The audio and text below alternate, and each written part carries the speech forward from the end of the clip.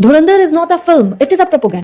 यही तो आदित्य धर का कमाल है, क्योंकि अक्सर लोग सोचते हैं ऐसी फिल्में बनाओ जो सबको अच्छी लगे, लेकिन आदित्य धर ने कहा नहीं नहीं, हम ऐसी फिल्म बनाएंगे जो 100 करोड़ लोगों को तो अच्छी लगेगी, लेकिन अपने ही देश के अंदर और बाहर भी कुछ लोगों को हजम ही नहीं होगी और इतना उनके पेट में दर्द होने लगेगा कि वो चीख चीख कर कहेंगे कि अरे ये फिल्म अच्छी नहीं है, अच्छी नहीं है, इसे देखने मत जाना, ये प्रोपेगेंडा है। और इसके बाद लोग एक बार जाएंगे, फिर 2 बार जाएंगे और 3 बार जाएंगे और फिर उस फिल्म को 500 करोड़ के क्लब में शामिल कर देंगे। यही तो कमाल है आदित्य धर का। आदित्य धर को पता था कि फिल्म रिलीज होते ही फिर से कुछ लोग जो एंटी नेशनल्स हैं वो बोलने ही लगेंगे कि अरे अच्छी नहीं है, अच्छी नहीं है। इसीलिए उन्होंने पहले ही डिस्क्लेमर दे दिया, 3 डिस्क्लेमर दिए फिल्म शुरू होने से पहले ही कि भैया ये फिल्म जो है वो ट्रू इवेंट से इंस्पायर्ड है, कुछ चीजें इसमें फिक्शनल भी होंगी क्योंकि ये एक फिल्म है भैया, क्रिएटिव लिबर्टी तो हम थोड़ी सी लेंगे, तभी तो आप फिल्म देखने जाएंगे। इसलिए उन्होंने पहले ये बात बता दी, लेकिन बावजूद इसके कुछ लोग तो बस भौ भौ भौ कर रहे हैं। खैर, फिल्म में भगवद गीता का श्लोक जो दिखाया गया तो उस पे ऑफेंड हो गए कुछ लोग। अब बहुत सारे कुछ ऐसे जर्नलिस्ट हैं सो कॉल्ड जिन्हें ये फिल्म या धुरंधर 1 भी पसंद नहीं आई थी, जिसमें अनुपमा अनुपमा सीरियल वाली नहीं, दूसरी वाली वो, या फिर आपके जर्मन शेफर्ड हो गए, या फिर आपकी सुचित्रा जी हो गई, या फिर खानम जी हो गई। ऐसे कई लोग जो थोड़े से ऑफेंड हो गए हैं फिल्म से, और भी बहुत सारे लोग हैं जो ट्विटर पर ये चीजें लिख रहे हैं कि भैया ये प्रोपेगेंडा है। लेकिन अगर आपने थोड़ी कभी अखबार पढ़े होते, तभी न्यूज चैनल्स देखे होते है ना, तो आपको पता होता कि जो दिखाया गया है वो दरअसल हुआ भी। और ऐसे ही नहीं, कोई भी बिना डिटेलिंग के आदित्य धर ने फिल्म बना दी। फिल्म के अंदर भले ही हमजा का कैरेक्टर फिक्शनल हो सकता है, लेकिन फिल्म में बहुत सारे ऐसे इंसिडेंट्स हैं, जैसे कि दिखाया गया कि 2023 से 24 से 25 के बीच को बहुत सारे पाकिस्तान के अंदर टेररिस्ट मारे गए थे, जो जिनका रिलेशन था या जो जुड़े हुए थे, और इन सब की बकायदा रिपोर्ट है। आप देख सकते हैं कि लिखा हुआ है। जब ऐसा हुआ तो इंडिया में भी जो न्यूज आती है उसमें भी ये बकायदा रिपोर्ट्स हैं जो बताती हैं कि इन 2 सालों के अंदर कितने अननोन मैन के द्वारा कितने ज्यादा टेररिस्ट मारे गए थे। इसी डिटेल पर ही आदित्य धर ने फिल्म के अंदर भी दिखाया है, लेकिन ये नहीं मानेंगे। अब बात करें डीमोनेटाइजेशन की, जिसे ये कहते हैं कि अरे डीमोनेटाइजेशन से तो जनता इतनी परेशान हो गई थी, कौन सा टेररिज्म खत्म हो गया। तो भाई, गवर्नमेंट आपको सब बता के नहीं करेगी, आप उसके पर्सनल ऑफिशियल्स नहीं हैं। कुछ चीजें प्राइवेट की जाती हैं, कुछ चीजें अगर आपको पता हो तो हमारी सिक्योरिटी के अंदर की जाती है, जो पूरे भारत देश में जनता को चीख चीख के नहीं बताया जाएगा। तो उस वक्त जब ये फैसला लिया गया था, और जिस तरीके से फिल्म के अंदर भी दिखाया गया और रियलिटी में भी जो दिखाया गया था कि खनानी ब्रदर्स जैसे ही डिमोनेटाइजेशन हुआ था, उसके बाद खनानी ब्रदर्स जो थे, खनानी था पहले, तो उसके भाई को भी पकड़ा गया था और उसके बाद कुछ दिनों बाद ही उसने भी सुसाइड कर लिया था, या किसी भी वजह से वो बिल्डिंग से गिर के मर गया था। ये बकायदा रिपोर्ट्स में है। तो उसने ऐसा क्यों किया था? ये 2 ब्रदर्स जो थे, ये इस तरीके से जो फेक करेंसी का कारोबार कर रहे थे और इसके जरिए बहुत गलत चीजें हो रही थी, चाहे वो ड्रग्स हो, चाहे नशीले पदार्थ से लेकर बहुत सारी चीजें जो फिल्म के अंदर भी आपको हिंट देकर बताया ही गया है। तो ये कहां से प्रोपेगेंडा हो गया? फिर आते हैं यूपी पे, यूपी के माफिया वाली बात पर। अब जिस अतीफ अहमद को फिल्म के अंदर दिखाया गया है और रियलिटी में जो गैंगस्टर अतीक अहमद मारा गया था, उसने खुद अपने स्टेटमेंट में इस बात को बोला था कि उसका लेना देना कहां तक था, उसकी पहुंच कहां तक थी और वो क्या क्या काम करता था। ये सब कबूलनामे के बाद ही उसको मारा गया था या जो भी हुआ था। लेकिन वो तो खैर कहते हैं कर्मों का फल तो सबको मिलता है। तो ये फिल्म अगर प्रोपेगेंडा है तो फिर उजैर बलोच हो या फिर एसपी असलम जो कैरेक्टर दिखाया गया है या फिर मेजर इकबाल, ये सब एग्जिस्ट क्यों करते हैं?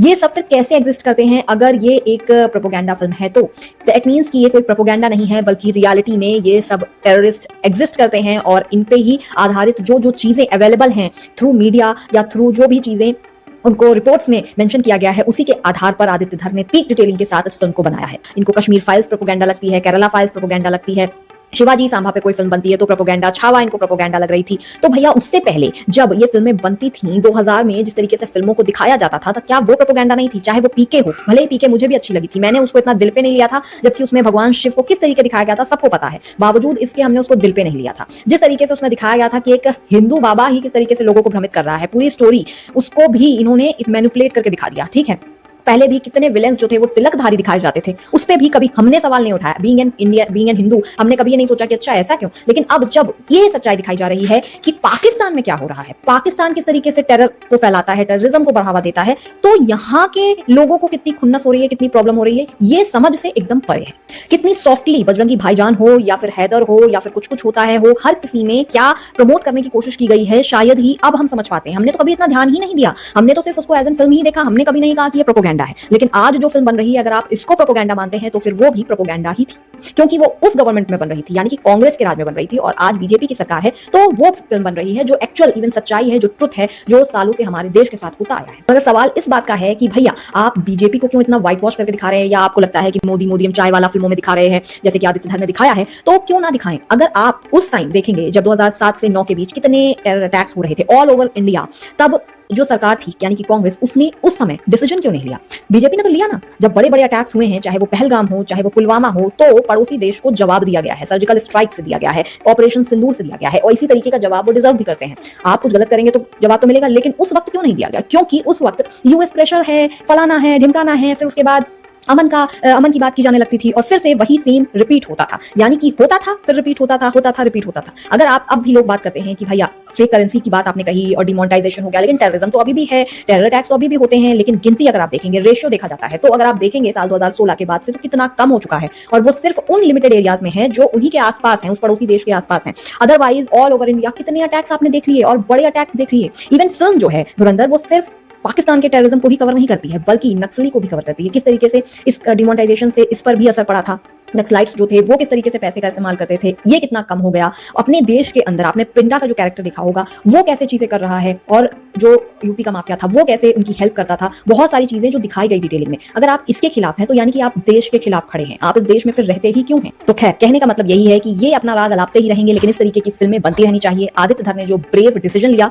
पहली बार आई थिंक इंडियन सिनेमा में इस तरीके की फिल्म बनी होगी जहां पर इतने खुलकर बहुत सारी चीजें दिखाई गई, सच्चाई दिखाई गई। अदरवाइज तो बनती हैं फिल्में, माय नेम इज खान बनती है, सलमान खान की बजरंगी भाईजान बनती है, और जो एक वायरस का स्पाई यूनिवर्स है उसमें भी बनती हैं, बहुत भाईचारा होता है, तो इस तरीके की फिल्में बनती हैं। लेकिन सच्चाई क्या यही होती है? ऐसा नहीं होता है। सच्चाई जो दिखाई गई है वैसा ही होता है। तो हमारे ये जो ब्रेव हिडन एसेट्स हैं, इन्होंने क्या बलिदान दिया है, हमें सोच भी नहीं सकते हैं। इन्होंने किस तरीके से या देते आ रहे हैं, आगे भी देंगे, हम नहीं सोच सकते हैं।